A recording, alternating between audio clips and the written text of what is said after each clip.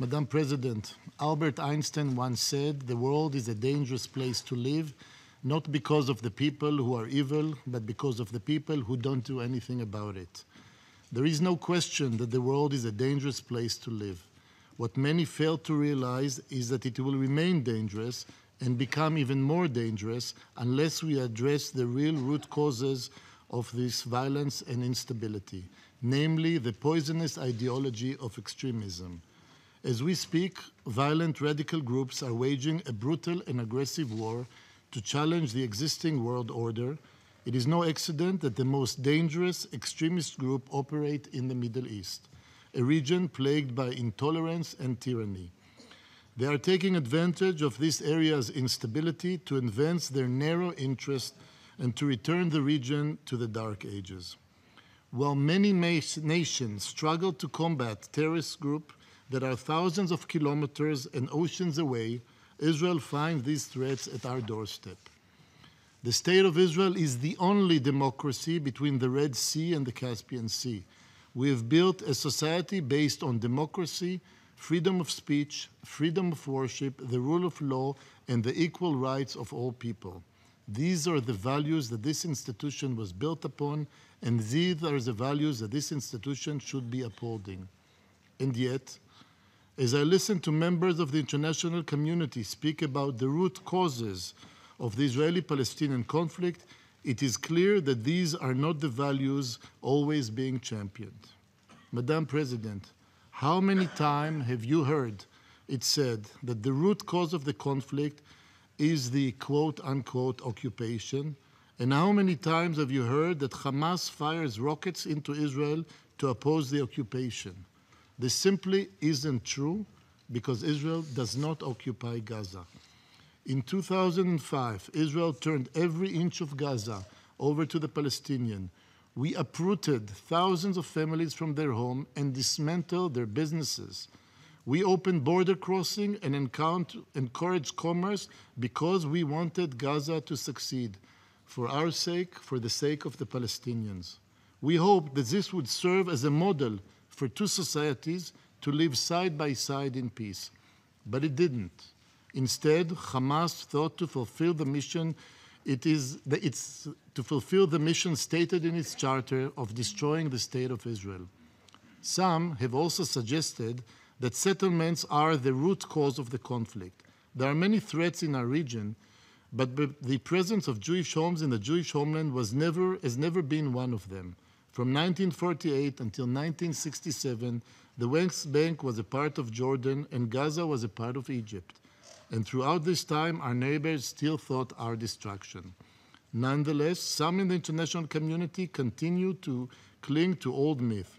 How many times have you heard that the Israeli-Palestinian conflict is the central conflict in the Middle East? If you solve this conflict, you solve all other conflicts in our region. Make no mistake, it is important for Israel and the Palestinians to resolve our long-standing dispute. It is important on its own merits so that Israelis and Palestinians alike can lead peaceful, secure, prosperous lives, but this can only be done through direct negotiation. As much as I look forward to the day when we will make peace, I can assure you that when that day comes, the Middle East will not magically transform into a stable and peaceful place. Hezbollah will not surrender its tens of thousands of rockets. Daesh will not join the Peace Corps and stop recruiting new jihadists, and Hamas will not amend its charter to recognize the existence of the State of Israel. Madam President, President John F. Kennedy said, "The great enemy of the truth is very often not the lie, but the myth, persistent, persuasive, and unrealistic." So what are the real underlying causes of the instability in our region? The real underlying causes. One root cause is Hamas, an organization committed to the destruction of the State of Israel. Hamas, an extremist terrorist organization, rejects our very existence. It believes that Israel has no right to exist in any borders. Some in the international community are willing to admit this behind closed doors, but rarely, if ever, will they acknowledge this fundamental fact in public meetings. Millions of Israeli families spent the summer month running for shelter from the thousands of rockets fired intentionally and indiscriminately by Hamas toward our cities and towns. Communities near Gaza were horrified to learn that their homes and schools were steps away from Hamas' vast network of terror tunnels. No nation, no government could be expected to stand by as its people are the target of rocket attacks, kidnapping, and terrorist plot. In the face of this unrelenting threat, we were left with no choice but to defend our citizens. Israel did everything it could to safeguard innocent lives, taking steps beyond those required under international law. We accepted ceasefire after ceasefire. We aborted missions to save lives, and before launching attacks, we dropped leaflets, we sent text messages, and we made phone calls. What other country goes to this length to protect civilians? Hamas' modus operandi is to exploit its innocent civilian and endanger its own people. There is no site in Gaza that Hamas deemed off-limit. Not ambulances, which were used to transport terrorists, not private home, where Israeli forces discovered explosives beside a baby crib, not hospitals, which were used as terrorist command centers, and certainly not UNRWA school, which were turned into rocket storehouses and where terrorists fired rockets from just steps away. Despite all of this, Israel and Israel alone is singled out, scrutinized, and criticized. At the Cairo conference, many nations had a great deal to say about Israel's policies and actions, but couldn't even bring themselves to mention Hamas by name. Madam President, a second real root cause of the conflicts are unilateral steps which distance us from peace. There is no shortcuts when it comes to making peace.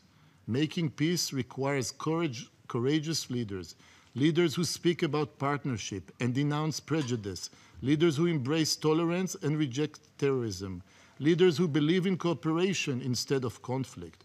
When Israel faced a leader willing to make peace, we made peace. This was the case with President Sadat of Egypt, and this was the case with King Hussein of Jordan. In his remarks to the General Assembly last month, President Abbas delivered a hate-fueled attack that accused Israel of the worst crimes, including racism and genocide. Just a few days ago, he called on the Palestinians to prevent Jews from visiting the Temple Mount in Jerusalem using, quote, all means necessary. Are these the words of a man committed to making peace? Does this sound like a leader willing to make painful compromises? Or is this more incitement and intolerance? Making peace requires compromise and hard choices. The remarks made earlier by the Palestinian delegates offer another example of unfortunate tendency by the Palestinian to point fingers instead of taking responsibility. The delegate remarks touched on many things but failed to address the important issue. And so I ask, why don't you condemn Hamas for using your own people as human shields? Why don't you denounce Hamas for stealing from Palestinian people to buy rockets and build terror tunnels? Why do you pursue destructive unilateral action rather than constructive bilateral effort? The same message should be conveyed in the international community. Supporting Palestinian unilateral steps do not advance the cause of peace. By prematurely recognizing a state of Palestine, European governments are sending a message that Palestinians do not need to make hard choices and might be undermining efforts to bring about a real and lasting change in our region. Madam President, the United Nations must also play its part. The selection of William Shabas to chair the Gaza Commission of Inquiry is just one more example of the anti-Israeli bias that pervades this institution. Mr. Shabas's agenda is clear. He has repeatedly called for the persecution of Israeli leaders, saying, "My favorite would be Netanyahu within the dock of International Criminal Court." It is obvious that Mr. Shabas is not impartial, and yet he refuses to recuse himself.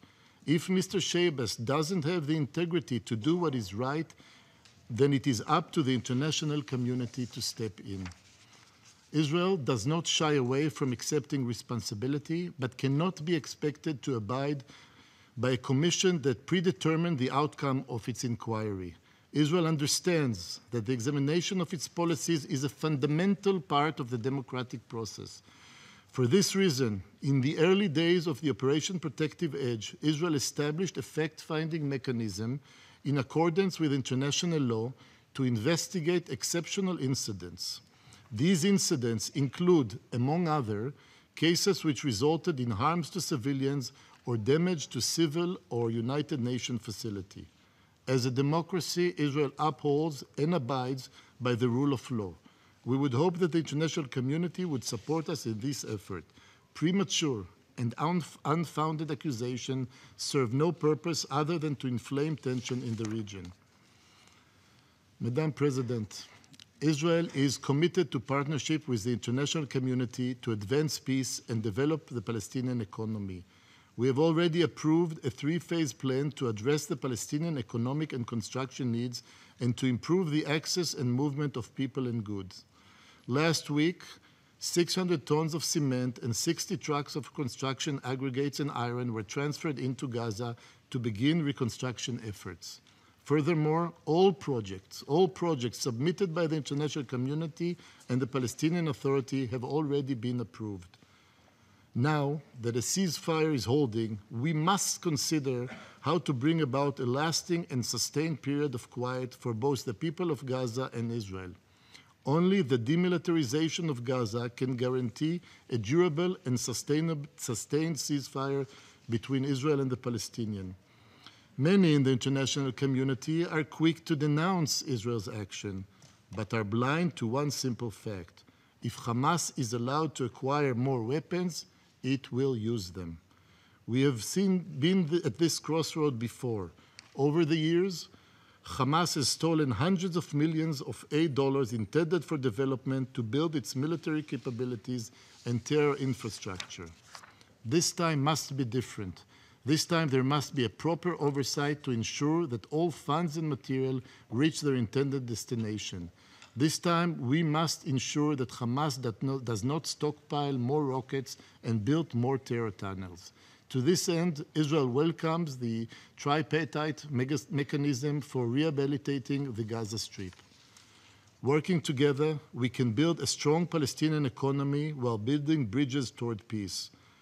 This is only possible through partnership, cooperation, and direct negotiation. Unilateral actions are not a step forward, they are a step in the wrong direction.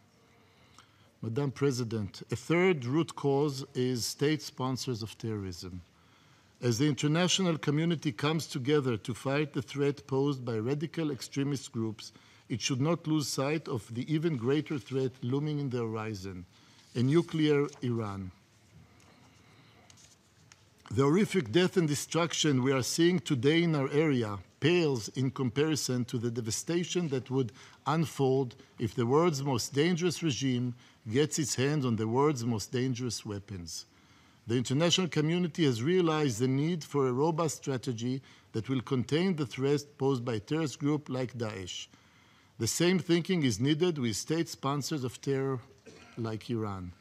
The nuclear deal that is currently on the table allows Iran's nuclear infrastructure, knowledge, and ambition to remain intact. This is a dangerous mistake. The international community must see Iran for what it is, a ruthless and repressive regime that is determined to acquire nuclear weapons. It has been over a year since Hassan Rouhani became the president of Iran. He came to power promising to tackle corruption, grant freedom, and defend minorities.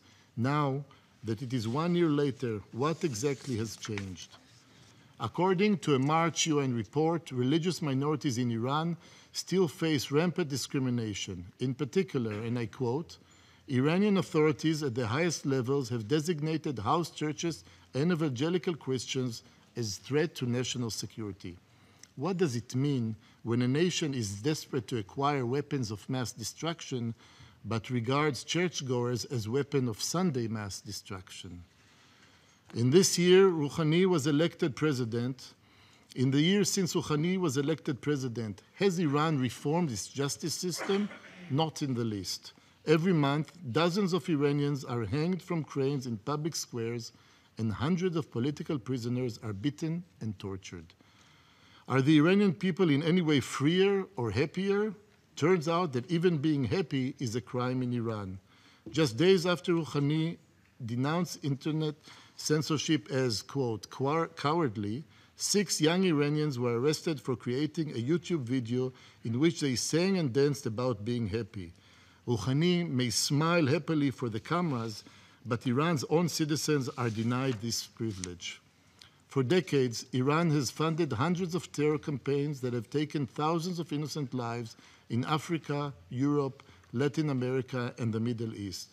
In Syria, Iran has sent its revolutionary guards to fight alongside Assad forces and spent billions sustaining the bloody civil war that has taken almost 200,000 lives.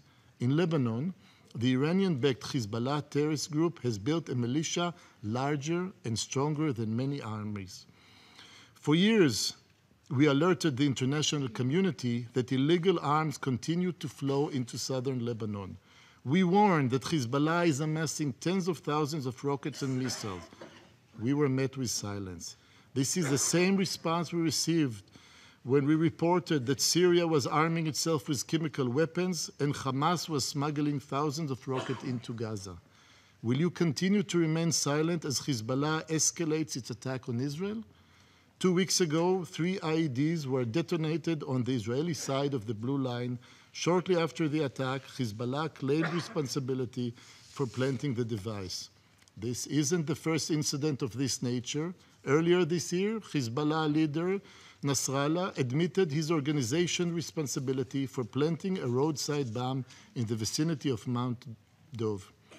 Before the situation deteriorates any further, the Security Council must demand that the Lebanese government fully abide by Security Council Resolution 1701 and deploy its armed forces to prevent any further attack before it is late.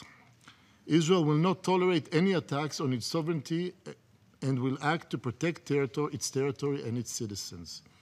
The citizens of Israel want to live in peace. There is nothing we want more. Israel envisions a day when we can live free from division, hatred, and violence. But making peace requires courageous action. The international community must lead by example and confront the real root causes of the instability plaguing the Middle East. It must stand firm against the jihadist groups that are spreading the poison of radical extremism throughout our region. In the coming month, our values and our resolve will be tested time and again. We must stand firm because the safety of our citizens and the global security are at stake. The global community has been clear about its opposition to Daesh and Al-Qaeda and Boko Haram, but the same determination must be shown with Hamas and Hezbollah, which share similar dangerous and radical views. It's time to speak out clearly and unequivocally. Call on President Abbas and the Palestinian Authority to denounce Hamas, stop the anti-Israeli incitement, and take constructive steps toward peace. This is the only way to ensure that all of our children can inherit a more open, more tolerant, and more peaceful planet. Thank you, Madam President.